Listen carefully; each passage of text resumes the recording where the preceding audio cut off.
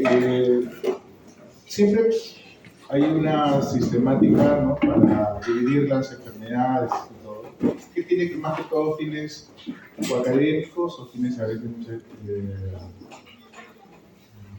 por decirlo así, de orden,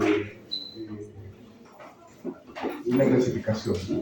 Bueno, de repente con el fin de poder simplificar las cosas. Aquí lo que vamos a tratar son lo que son bilirrubinemia aisladas, es decir, aquellas que no están asociadas a un daño hepático, aquellas en las cuales hay un incremento de las bilirrubinas sin que exista un trastorno obstructivo biliar, como conversamos en la clase anterior, o sea, un problema colestásico y un problema inflamatorio, necroinflamatorio como una hepatitis. ¿Me pueden decir cuáles son esas hiperbilirrubinemia aisladas? Levanten la mano. Deben haberlos escuchado en algún momento. La más común. El síndrome de Gilbert. Claro. Gilbert.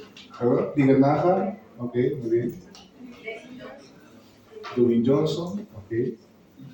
O sea, estas son enfermedades en las cuales se incrementa la bilirrubina, pero sin que el incremento de la bilirrubina sea ocasionado por un daño hepatocelular, un problema necroinflamatorio o un problema colestásico.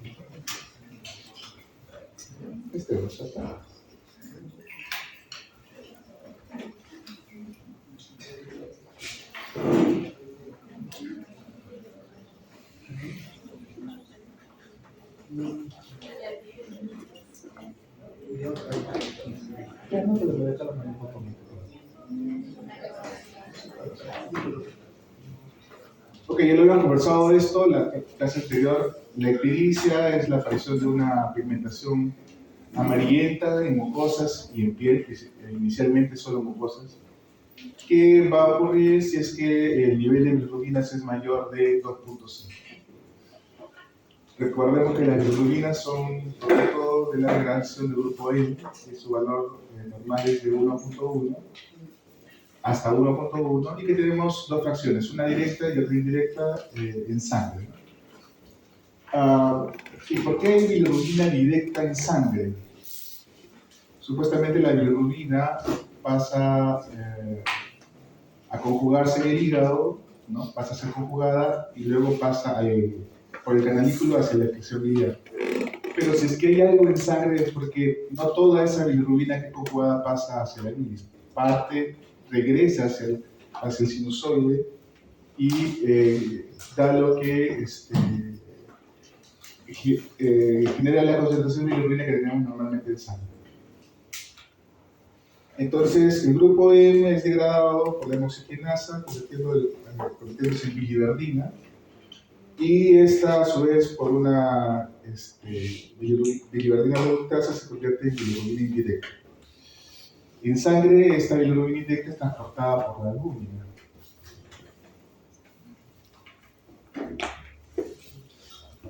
Para que pueda ingresar al hepatocito tiene que haber un transportador.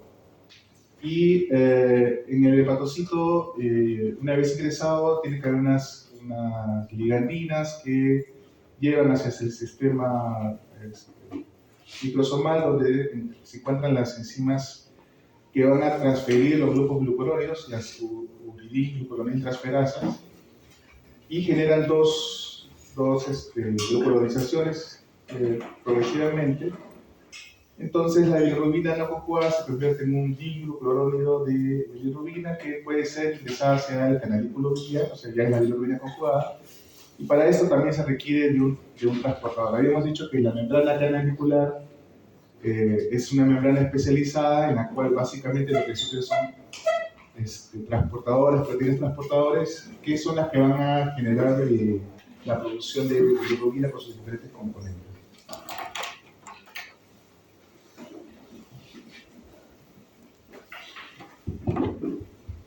Genéticamente, lo que ocurre es de que existe un grupo de, o un gen o un grupo de genes que van a ser responsables de una serie de transportadores.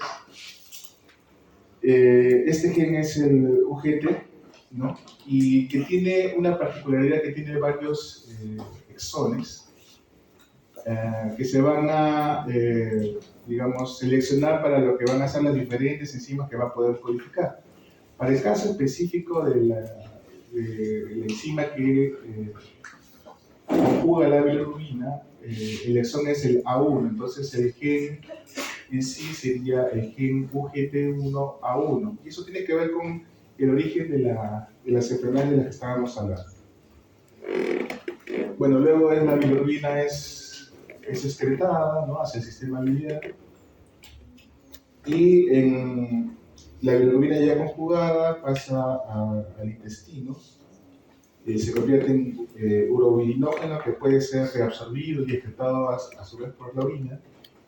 Y este urobilinógeno pasa a llamarse más adelante estercobilina, que es la que da la pigmentación marrón o amarillenta a las heces.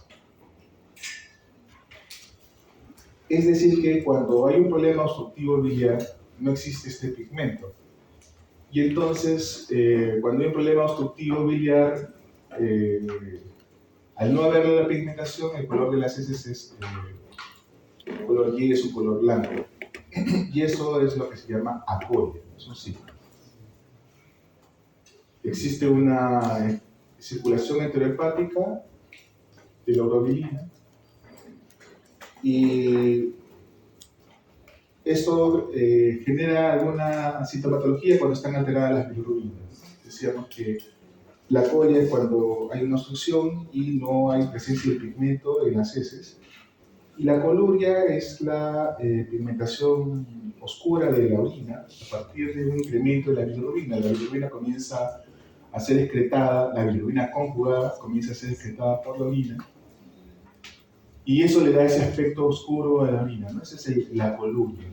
Cuando hay enfermedades hepatobiliares, es bueno consultar por la pigmentación de la orina. Y como este pigmento es intenso, además, esto puede llevar a que también pigmente la ropa interior, ¿no? Es algo característico. Entonces, las bilirrubinas se pueden incrementar, la bilirrubina no conjugada, en principalmente dos situaciones, ¿no? Estamos hablando de forma aislada, en la cual no hay un daño hepatocelular. Una es la hemólisis, ¿no?, o la eritropoyesis significaz. En este caso, la bilirrubina no pasa de los 4 miligramos.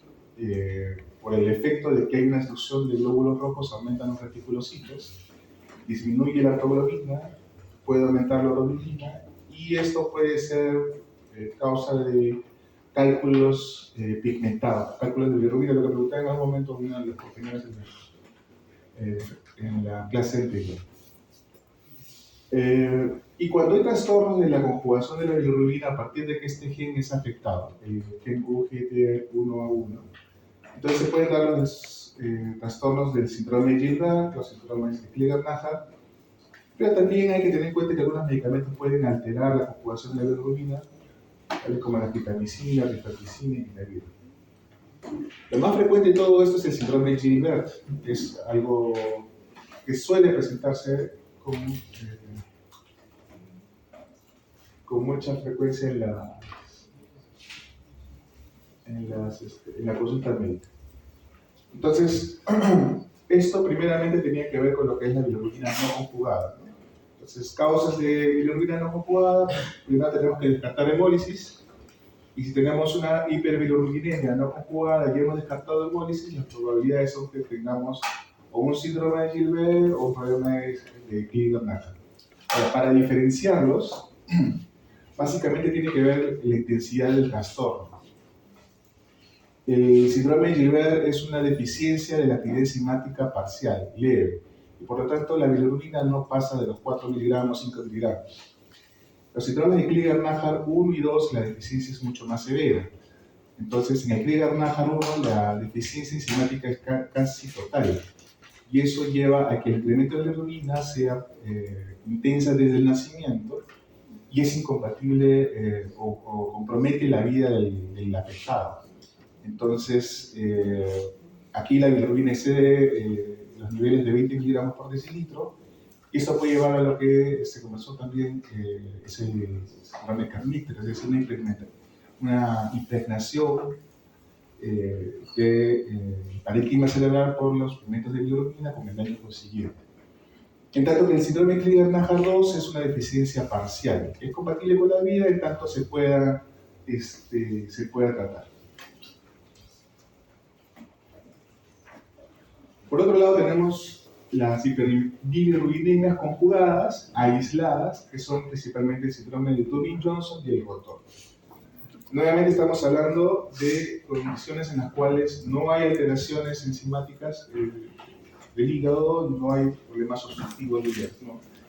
Y estas condiciones en general no generan daño propiamente del hígado.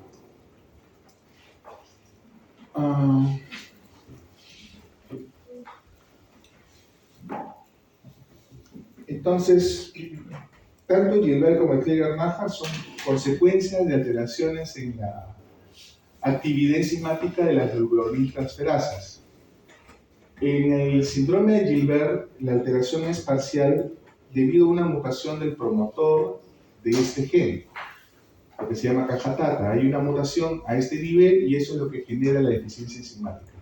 En tanto que en el Crigler-Najjar, la mutación es propiamente en el mismo gen, y eso lleva a una deficiencia mucho más severa de la actividad enzimática. Ambas, Crigler-Najjar 1 y 2 son raros, y básicamente la forma de diferenciarlos es por la intensidad, ¿no?, de la deficiencia. Eso se ve reflejado en el nivel de bilirrubinas que se encuentran. En el 1, la bilirrubina total excede los 20 miligramos y en el Crigler-Najjar tipo 2 está entre 6 y 20. El Gilbert se diagnostica en la edad adulta o en la adolescencia. Es relativamente frecuente, lo van a encontrar probablemente en su práctica clínica. Y lo llamativo es que son personas que vienen porque les detectan los ojos amarillos, ¿no? El papá, la mamá, los hermanos, los amigos detectan que hay una pigmentación amarillenta y eso llama preocupación. Entonces, realizados los exámenes de laboratorio, lo que van a encontrarse es que sus transaminasas son normales, la fosfatasa alcalina y la gamma-glutamina son normales, otras pruebas del hígado también son normales, la albúmina, la tiroprotonina, y la bilirrubina no excede de los 4 miligramos, 4 o 5 miligramos. La ecografía es normal, no hay dilatación de vías biliares, todo eso es normal. Entonces, se puede hacer una prueba, ¿no?, induciendo el incremento de las bilirrubinas con una prueba de ayuno, de 24 horas de 400 kilocalorías. Eso hace que se eleven las bilirrubinas y es una prueba de estrés, ¿no? Y en la segunda parte de la prueba lo que se hace es darle fenobarbital al paciente. Eso lo que provoca es inducir enzimáticamente al gen, hace que se produzca más de esta enzima por inducción, ¿no? Y consecuentemente lo que va a pasar es que las bilirrubinas van a caer o normalizarse. Ya les decía que el defecto es en el gen promotor o en la parte promotora del gen, la caja tata. La actividad enzimática solamente está reducida a un 10 a 35%. Y en algunos casos se ha descrito cierto grado de hemólisis, ¿no? Ahora, ¿esta enfermedad tiene alguna consecuencia importante? Aparentemente no.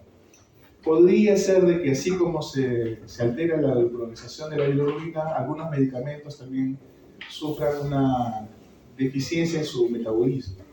Y lo cual podría ser de que, por ejemplo, el paracetamol tenga un metabolismo más lento, y lo que significaría que el daño por paracetamol se podría ocasionar con una dosificación menor a la de una persona normal. Más allá de eso, no hay otra connotación. El Krieger-Raja, como decíamos, es un defecto más severo, descrita en el año 52, por niños que fallecieron tempranamente, ¿no?, por ictericia. Se caracterizó como una enfermedad autosómica recesiva. En el caso tipo 1, la bilirrubina excede los 20 miligramos por decilitro, aparece desde el recién nacido. Cuando se estudia la bilis carece absolutamente de bilirrubinas, no hay bilirrubina en la orina, y no responden de manera, digamos, como el fenobarbital, ¿no? No hay una inducción enzimática por el fenobarbital. De no ser tratado, los afectados van a fallecer y el tratamiento definitivo es el trasplante, ¿no? Este hígado no tiene capacidad de producir la enzima, estos niños van a morir, la única forma en que pueden sobrevivir es con el trasplante. El tipo 2, que es un tipo intermedio, ¿no?, se detecta ya cierto grado de colonización de la bilirrubina en bilis, ¿no?, pero no es suficiente. Y el valor de la bilirrubina oscila entre 5 y 20, pero rara vez va a ocurrir kernícteros. El tratamiento puede ser con, el tipo 2 puede darse tratamiento con fototerapia y con fenobarbital. Además de quilates como fosfato y carbonato de calcio. En cuanto a las hiperbilirrubinemia conjugadas, ya hablamos de las no conjugadas, ahora hablamos de las conjugadas.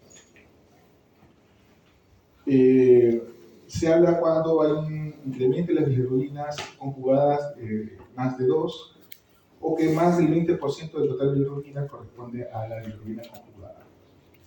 Tenemos dos, que uno es el Dubin-Johnson y otro es el rotor. En cuanto al Dubin-Johnson, el nivel de bilirrubinas está entre 2 y 5, las pruebas hepáticas son normales, es un trastorno autosómico recesivo, ya se ha detectado el gen afectado, es un gen MRP2, que es el que transporta la bilirrubina hacia el canalículo biliar. Entonces, lo que está afectado es la excreción de bilirrubina. Lo que sucede es que la excreción de bilirrubina no es solo por un solo transportador, existen otros transportadores.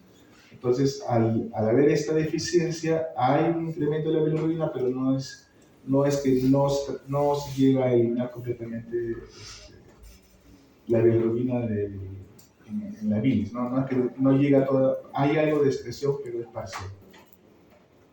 La biopsia es el estándar de oro en este caso por la presencia de un pigmento oscuro en los hepatocitos en la parte centrolobiliar y a la visión macroscópica el hígado se observa de color negro. La evolución, a pesar de esto, es una evolución benigna y no requiere tratamiento. Esta es una foto de un paciente afectado, un hígado completamente negro por la presencia de pigmento. El síndrome de rotor es algo parecido al Dubin-Johnson. Aquí también la bilirrubina está entre 2 y 5, pero no está afectado este gen transportador. Aquí lo que está afectado es un gen, una proteína que genera la reabsorción de bilirrubina a partir de, o sea, la absorción de bilirrubina desde el sinusoide hacia el hepatocito.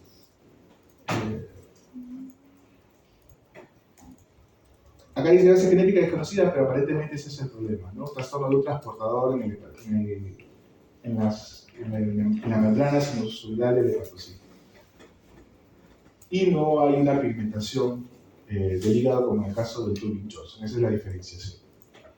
¿Preguntas hasta aquí?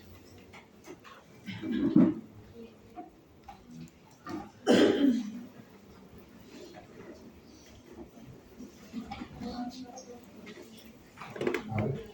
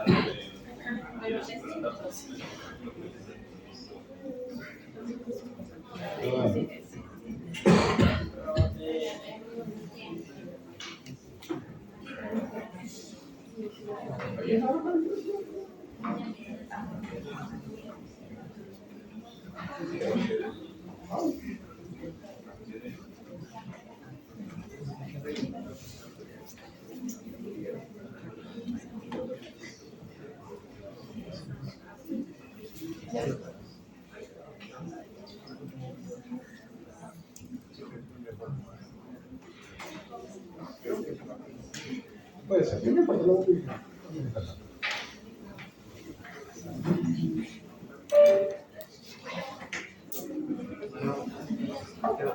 Ok, entonces nos toca ahora hablar de virus hepatotropos. Habíamos dicho que primero estamos entrando en lo que es ya la parte de la patología propiamente dicha. La primera clase fue una clase introductoria. Hemos visto algunos trastornos de la conjugación que no generan daño de hígado y ahora vamos a hablar de algunos procesos inflamatorios del hígado. Y en este caso de las enfermedades por virus de hepatitis. Ustedes ya lo deben haber visto por sus cursos previos, pero vamos a hacer algunos recordatorios. La primera hepatitis que se descubre es la hepatitis A y tiene que ver con el primer virus, ¿no? Descubierto. Tiene que ver con infecciones que se presentan de forma epidémica, ¿no? En sitios que tenían digamos, condiciones de precariedad, condiciones de hacinamiento. Eso fue ya descubierto de manera epidemiológica. Ya después se descubre el virus y se descubre pues, que tiene una forma de ingreso por vía fecal oral, ¿no? Que eso ya ustedes lo conocen.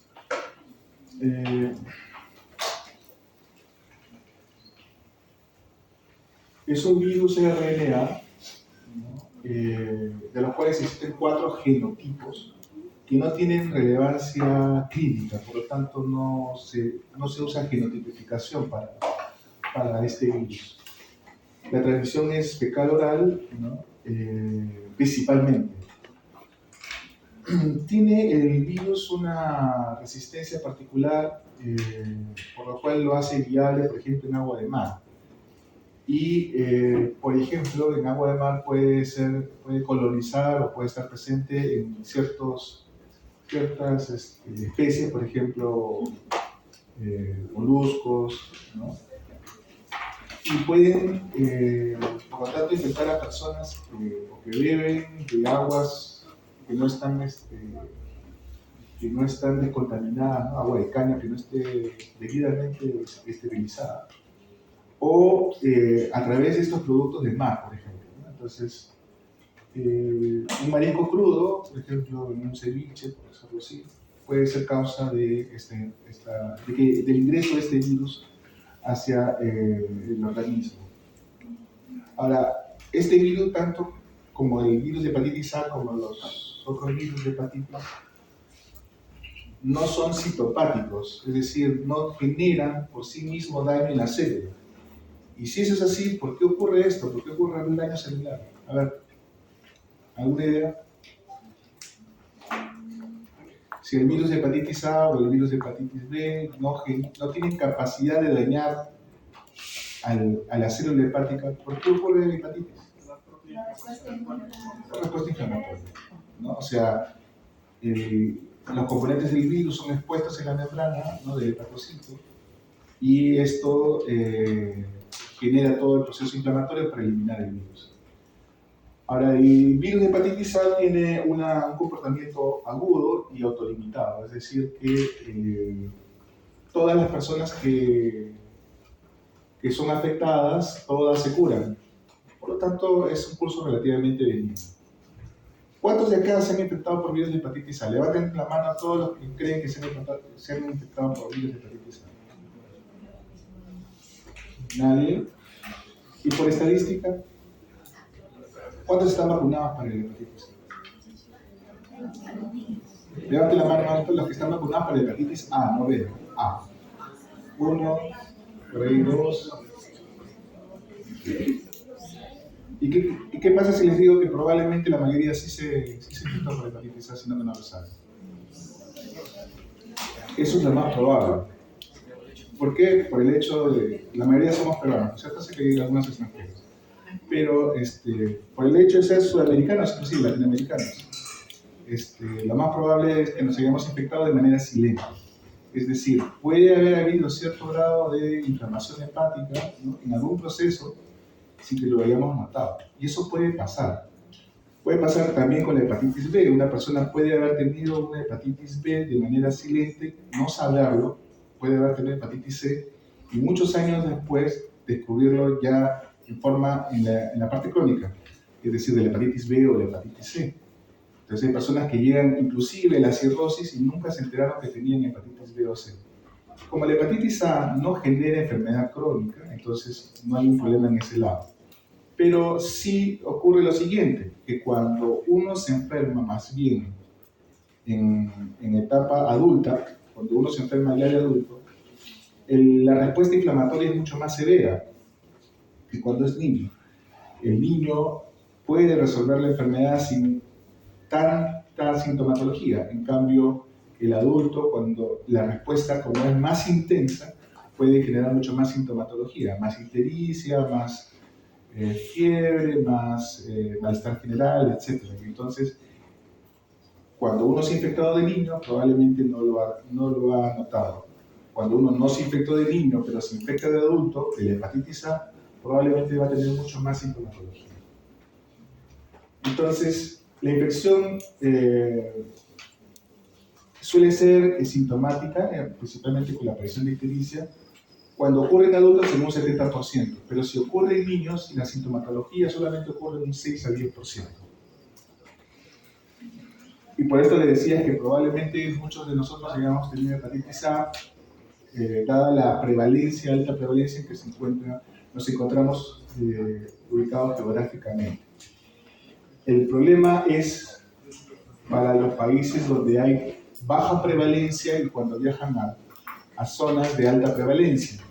Entonces, los que viajan generalmente son adultos, ¿no?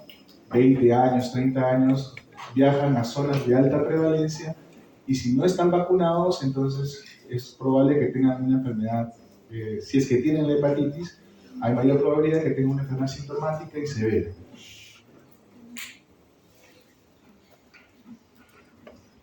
Cuando, digamos, alguien que no está infectado toma contacto con el virus, por ejemplo, porque comió un ceviche con mariscos crudos, los síntomas van a aparecer entre 2 semanas a 2 meses después de haberse contaminado. Entonces, generalmente ocurre que cuando uno comienza a tener síntomas, uno retrotrae a las enfermedades o lo que haya ingerido, el contacto que haya tenido 1, 2, 3 días antes, pero hay que retrotraerlo un poco más. Son 2 semanas a 2 meses, en las cuales pasan a partir desde la contaminación hasta el inicio de síntomas. En promedio es un mes. La excreción del virus, lo que va a pasar es que el virus llega hacia el hígado y comienza a haber un periodo de viremia de corto tiempo y comienza a excretarse el virus a través de la bilis. Y por la bilis comienza a secretarse por las heces. Entonces, esta persona que está infectada comienza a ser infectante para otras personas a través de las heces. Pero esto ocurre antes inclusive de que ocurran los síntomas, ¿no? Esta es la fase sintomática de ictericia y la excreción fecal del virus ocurre mucho antes de los síntomas. En este tiempo en que la persona está infectada, comienza a prepararse un proceso inflamatorio, ¿no? Comienza a prepararse un proceso de respuesta inflamatoria, y esa respuesta inflamatoria cuando se desarrolla, lo que va a comenzar a pasar es que comienzan a aparecer los síntomas. Hay inicialmente un pródromo, es decir, una etapa inicial de síntomas no propiamente hepáticos, que puede ser malestar general, fiebre, artralgias, náuseas, vómitos, síntomas inespecíficos, seguidos de una etapa ya propiamente de ictericia.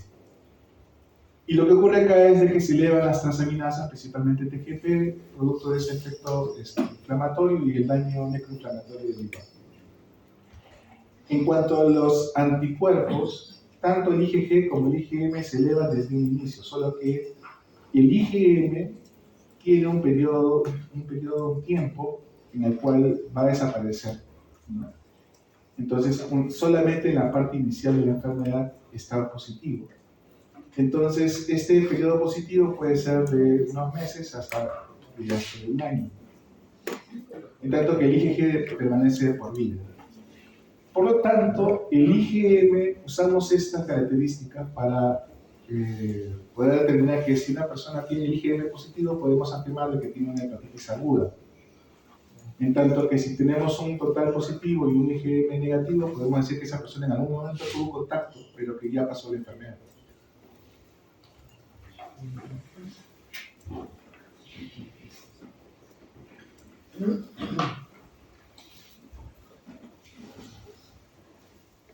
Perdón, en los niños la infección suele ser asintomática, acá está. Y en los adultos suele dar síntomas en casi el 70% de los casos. Y estos síntomas suelen ser severos. Los síntomas prodrómicos, malestar general, náuseas, vómitos, cefalea, fiebre, dolor en el cuadrante superior del derecho. ¿Por qué duele el hígado?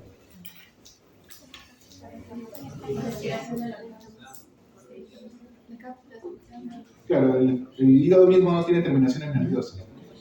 Entonces lo que pasa es que ante un crecimiento brusco, agudo, crece el hígado, eso va a generar que estas terminaciones nerviosas de la cápsula de Gleason no generen dolor. Y por eso es que podemos tener hepatitis sin síntomas, porque si el cuadro no es severo, pues ni dolor vamos a tener. Con menos frecuencias, bueno. Y después de esto sigue la etapa ictérica, ¿no? Se puede presentar en artralgias, escalofríos, diarreas. Y la fase de ictericia que puede durar de unos 5 a 5 días. Ictericia acompañado de coluria, ¿no? La bilirrubina conjugada pasa a la sangre, ¿no? Y de la sangre pasa a la orina, y entonces genera esta coluria. Acolia, porque la bilirrubina, hay cierto grado de colestasis en las hepatitis de tipo A, y entonces no está pasando toda la bilirrubina hacia la bilis, y suele haber cierto grado de acolia, en algunos casos, ¿no? La mortalidad es muy baja, ¿no? Es una enfermedad que prácticamente el problema es la sintomatología que tiene, ¿no? La persona que lo padece va a estar pues con un descanso pues de una semana, un mes, dependiendo de la permanencia de los síntomas. Entonces, imagínense ustedes, estando en pleno curso, tener una hepatitis y tener unas 2, 3 semanas, 4 semanas fuera de clases. Eso es algo que es inconveniente completamente en la cuestión productiva de las personas. Por lo tanto, va por ese lado más la problemática. Sin embargo, existe mortalidad. La mortalidad es baja, pero existe.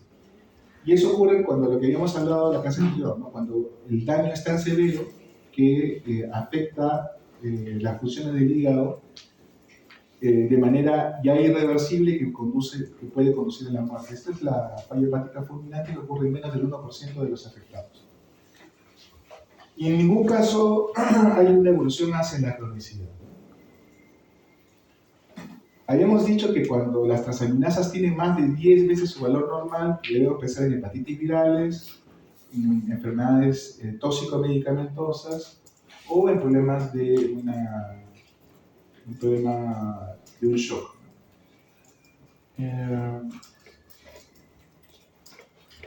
El nivel de transaminasemia no tiene que ver mucho con la severidad de la enfermedad.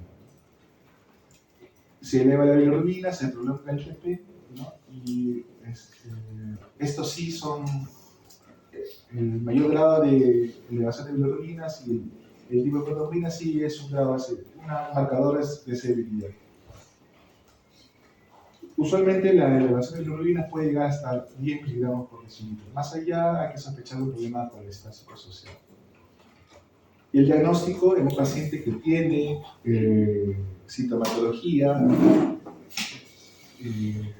la que hemos mencionado, malestar general, dolor abdominal, náuseas, vómitos, ictericia, sospechamos de hepatitis aguda tipo A, y el diagnóstico lo confirmamos con un anticuerpo IgM para virus de hepatitis A.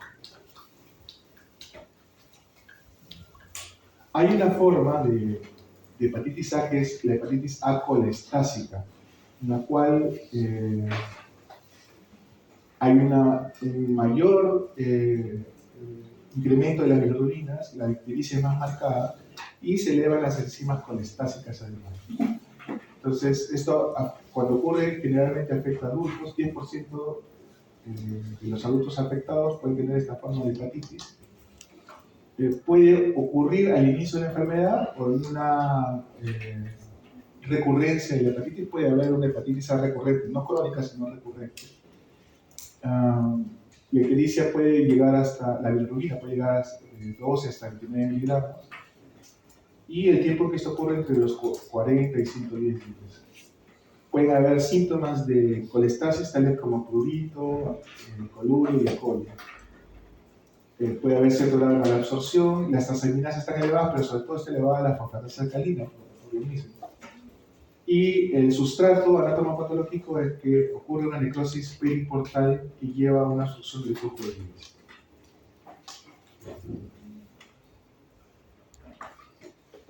Puede haber manifestaciones extrahepáticas como vasculitis, artritis, colecistitis alitiásica, pancreatitis aguda. Y puede haber, en algunos casos puede haber recurrencias, ¿no?, que aparentemente tienen que ver con fenómenos inmunológicos. Lo que ocurre es que después de haberse resuelto los síntomas, pueden nuevamente incrementarse las transaminasas y las fosfatasas alcalinas. Suele ser de menor intensidad que el anterior. El tratamiento pues, es con sintomáticos de aislamiento, y tenemos vacunaciones para la hepatitis A y además de inmunoglobulinas que se pueden dar afectados luego de una exposición. ¿Preguntas hasta aquí? ¿Sobre hepatitis A? ¿De qué depende que sea colestásico? De la inmunidad de la persona. Y de la... O sea, se está deprimiendo. No. El sustrato anatomopatológico es una necrosis periportal. Entonces tiene que ver con el tipo de respuesta inflamatoria. Una respuesta inflamatoria más severa va a generar hepatitis colestásica. Ahora, es importante saber esto, ¿por qué? Porque si ustedes tienen, normalmente se supone que las hepatitis son solamente elevación de transaminasas. Tenemos un cuadro clínico de hepatitis aguda en una persona que además tiene elevación de enzimas colestásicas, fosfatasa alcalina, ¿no?, también. Estamos pensando en un proceso necroinflamatorio y a la vez colestásico. Entonces tenemos que pensar qué cosa puede darnos eso, que a la vez sea necroinflamatorio y a la vez sea colestásico, las dos cosas a la vez. Entonces, una de las causas de ese tipo de daños simultáneos es la hepatitis A. Entonces, si tenemos el cuadro clínico sospechoso de hepatitis viral, podemos pedirle. ¿Qué otra cosa puede ser que nos dé un cuadro así tipo mixto, ¿no? Hepatocelular, necroinflamatorio y a la vez colestásico? Por ejemplo, ciertas reacciones o daños por fármacos. Por ejemplo, la amoxicilina ácido clavulánico típicamente da un patrón, cuando ocurre daño hepatocelular, el trastorno es mixto, tanto hepatocelular como colestásico. Entonces, la idea de mencionar esto es eso, ¿no? Es tener en cuenta que puede pasar eso. Y si confirmamos que el cuadro agudo, ¿no?, se corresponde con un IgM de hepatitis A, pues tranquilidad nomás, no tenemos que hacer nada, simplemente el cuadro se va a resolver. Dar solamente sintomáticos y el cuadro se va a resolver, y darle tranquilidad al paciente.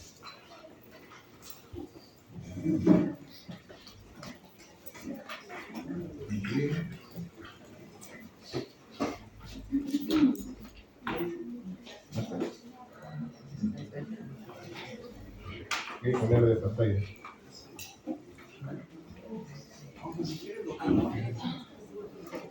¿Ay? Tú dime.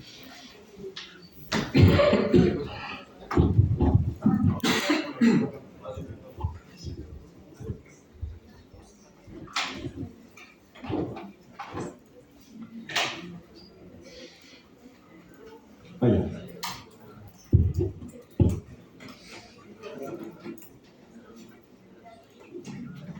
Ya, gracias. Si hablo muy bajo, me avisa, ¿ya? Porque estoy saliendo de un cuadro respiratorio y estoy un poquito con las secuelas. La otra enfermedad frecuente que tenemos es la hepatitis B y las características difieren de la hepatitis A porque principalmente es un virus de transmisión parenteral. El virus tiene una envoltura lipídica en la cual se encuentran unas estructuras proteicas que son lo que llamamos el antígeno de superficie. Ahora, si ven el dibujito, el antígeno de superficie tiene diferentes formas, es decir, no es solamente una forma de antígeno de superficie, existen una forma grande, mediana y otra pequeña, ¿no? Y eso depende de cómo se escriba la proteína. Luego tenemos un core, una cápside, y dentro de esa cápside, una cápside proteica, donde está principalmente el antígeno core, que genéticamente deriva, este core deriva de un gen que también es el mismo gen que va a generar lo que es el antígeno E, o sea que el core y el E derivan de una misma genética. Y por dentro tenemos un DNA de doble cadena que tiene una proteína que cumple las funciones de convertir el DNA en RNA, pero además tiene una función de transcriptasa reversa. Entonces, las características son que es un virus hepatovirus de doble cadena helicoidal que tiene una transcriptasa inversa y que este DNA tiene la capacidad de convertirse en un DNA cerrado covalentemente que se introduce en el núcleo del hepatocito y permite que el genoma viral esté incluido dentro del genoma del hepatocito. Por lo tanto, esto le permite escapar de la acción inmunológica. Por otro lado, esta acción de esta transcriptasa inversa es una proteína que suele cometer errores y por lo tanto eso le da la capacidad al virus de tener mutación, ¿no? Alta mutabilidad.